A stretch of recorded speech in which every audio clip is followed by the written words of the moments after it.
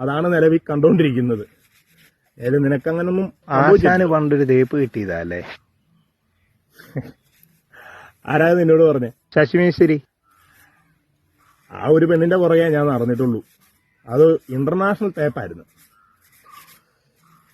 ശാരദ ആന്റിയുടെ കൊച്ചിന്റെ കല്യാണത്തിന് ചെല്ലുമ്പോഴാ അവളെ കാണുന്നത്.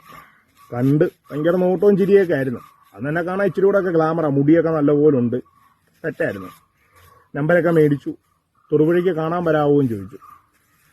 അപ്പോൾ ഒരു 2 മാസത്തെ ഫോൺ വിളി ഉണ്ടെന്ന് ഓർക്കണം. അതിന് ശേഷമാണ് കാണാൻ പോകുന്നത്. രാവിലെ തൊടുപുഴയിൽ ചെന്നു. പാൻ്റൊക്കെ ഇട്ടാ ചെല്ലുന്നത്. തൊടുപുഴ ഞാൻ ചെന്നിട്ട് ഇവിടെ വിളിച്ചിട്ട് എന്ത് ചെയ്താൽ ഇവിടെ ഫോണെ കിട്ടുന്നില്ല. Phone switch ഓഫാ. 2:30 വരെ ഞാൻ നോക്കി നിന്നു. എന്നാ പണ്ടാരം വരികയല്ലെന്നും പറഞ്ഞ് ബസ്സേ കയറി. ഞാൻ ബസ്സേ കയറി ഇരിക്കുമ്പോൾ ഉണ്ട്, ഞാനിരിക്കുന്ന സീറ്റിന് തൊട്ട് ഫ്രണ്ടിലത്തെ സീറ്റിൽ ഒരു ആണും പെണ്ണും ഇരിക്കുന്നു. ഭയങ്കര ചിരിയും കളിയും എല്ലാം ആവാം. അപ്പം എനിക്കെന്തോ പന്തികേട് തോന്നി. ഞാൻ പയ്യെ നോക്കിയപ്പോൾ ഉണ്ട്, എന്നോട് വരാൻ പറഞ്ഞ പെണ്ണ വേറൊരുത്തൻ്റെ കൂടെ കറങ്ങാൻ വന്നേക്കുക. എന്നിട്ട് എൻ്റെ സമനില അങ്ങ് തെറ്റിപ്പോയി. അവിടുന്ന് ഞാൻ പിന്നെ മുണ്ടക്കയത്തിന് വരണ്ട, ഞാൻ മൂവാറ്റുപുഴ വണ്ടിക്ക് കയറിപ്പോയി. അതന്നെ ബോർഡ് വായിക്കാതാണോ ബസ്സെ കയറിയേ?